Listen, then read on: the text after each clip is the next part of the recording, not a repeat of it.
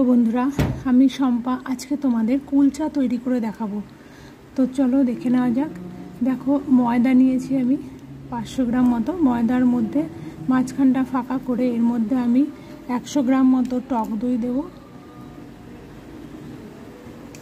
100 গ্রাম টক দই দিয়ে এর মধ্যে আমি দিয়ে দেব পরিমাণ মতো লবণ।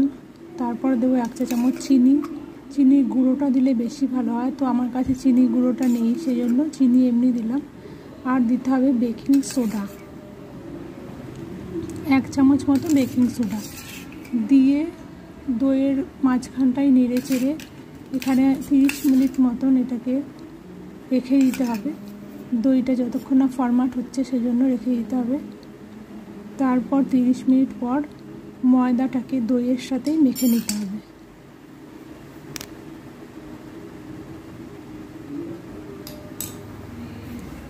কোনো রকম জল দেওয়া যাবে না এর মধ্যে, এই দইটা দিয়েই ময়দাটা পুরো মেখে নিতে হবে। যদি দইয়ে কম পড়ে তো আরেকটু দই নিয়ে নেবে, তো অসুবিধা নেই। তো দেখো, এটা নেড়ে চেড়ে আমি এখন কিছুক্ষণ মতন 30 মিনিট, প্রায় 30 মিনিট 25 মিনিট মতো রেখে দেব। তারপর এটাকে আমি ভালো করে মেখে নেব।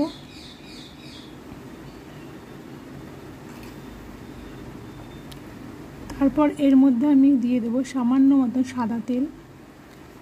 সাদা তেলটা দিয়ে এবার আমি এটা ময়দাটাকে ভালো করে দই দিয়ে মেখে নেব। যা যা উপকরণ দিলাম সেটা দিয়ে আমি ময়দাটা ভালো করে মেখে নেব। মেখে নেওয়ার পরও আমাকে এখানে 30 মিনিট এটা ঢাকা দিয়ে রাখতে হবে।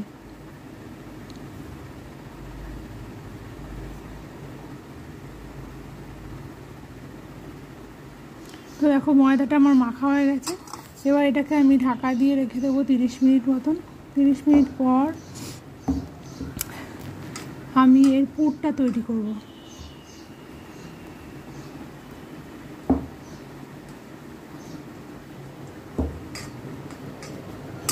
তো দেখো, ভালো করে মেখে নিচ্ছি, ডলে নিচ্ছি।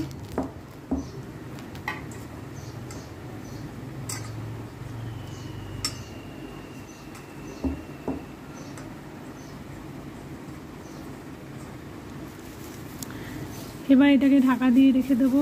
তারপর আমি এখন পুরটা তৈরি করব।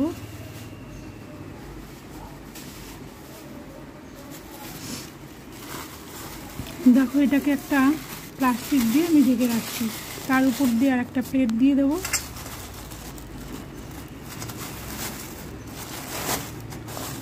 তোমরা চাইলে শুধু প্লেট দিয়েও ঢেকে নিতে পারো, কিন্তু ভালো করে টাইট করে এটা ঢেকে রাখতে হবে।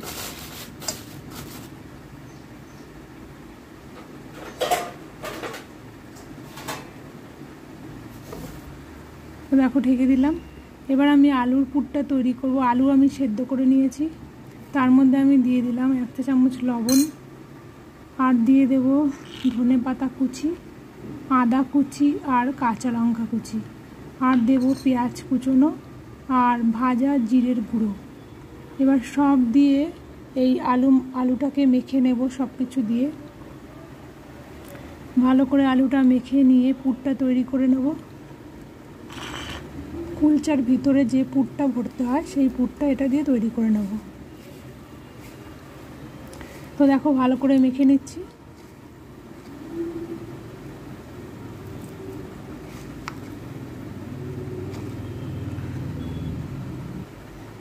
তো দেখো, আমার মাখা হয়ে গেছে। এবার আমি এর মধ্যে দিয়ে দিচ্ছি ভাজা মশলাটা, আর দিয়ে দেবো পেঁয়াজ কুচোনো, দিয়ে ভালো করে এটাকে আবার মেখে নেব।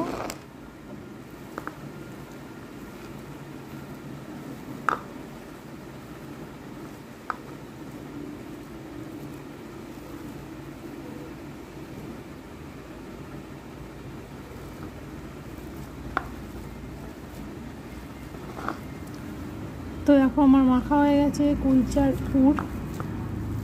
এবার এটাকে আমি রেখে ময়দাটাকে আমি আরেকটু মেখে গোল গোল করে লেচি করে নেব।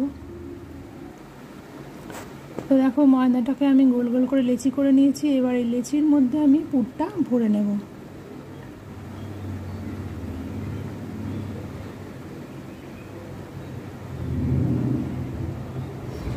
তো দেখো, পুরটা ভরে নিচ্ছি। পুরটা ভরে এবার এটাকে আস্তে আস্তে করে আমি কুলচার আকারে বেলে নেব।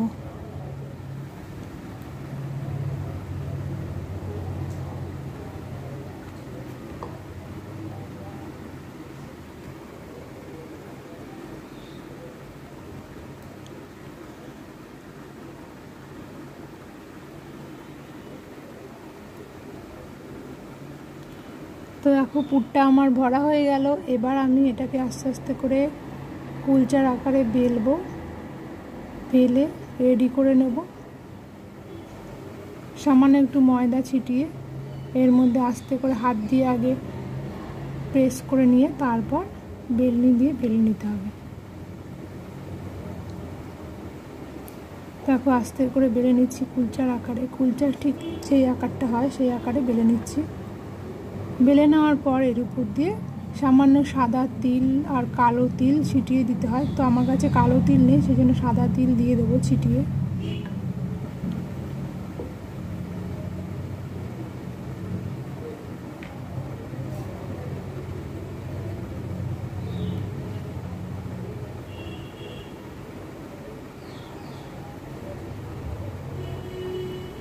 তো দেখো বেলা হয়ে গেছে। এবার আমি গ্যাসটা অন করব।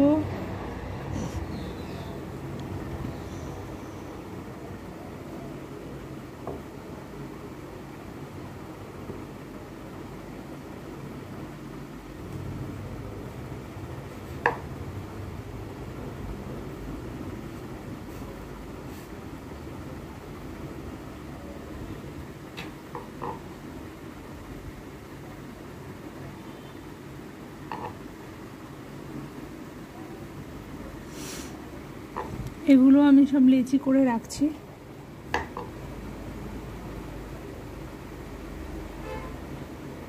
এবার আমি দেখো গ্যাসটা অন করে দেব। অন করে দেখো সবকটা আমার বেলা হয়ে গেছে, কিছুটা আছে। তো এবার আমি গ্যাসটা অন করে আমি কড়াইটা বসিয়ে দেব। কড়াইটা পুরো ভালো করে গরম হয়ে এলে এর মধ্যে আমি জল দিয়ে দেবো, সামান্য জল দিয়ে দেবো।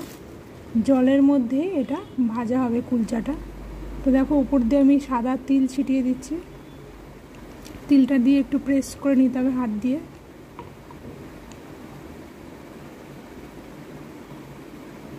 আর দিয়ে দিচ্ছি কুচনো ধনে পাতা।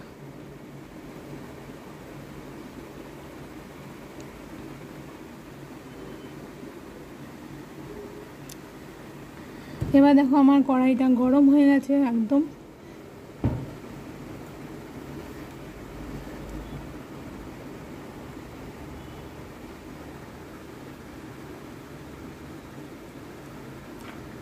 কড়াইটা আমার গরম হয়ে গেছে। এর মধ্যে আমি দিয়ে দেবো সামান্য জল। দেখো জলটা দিলে কীরকম ফুটে ফুটে উঠবে। এর মধ্যে আমি কুলচাটা দিয়ে দেবো, কারণ কুলচাটা জল দিয়ে ভাজা হবে।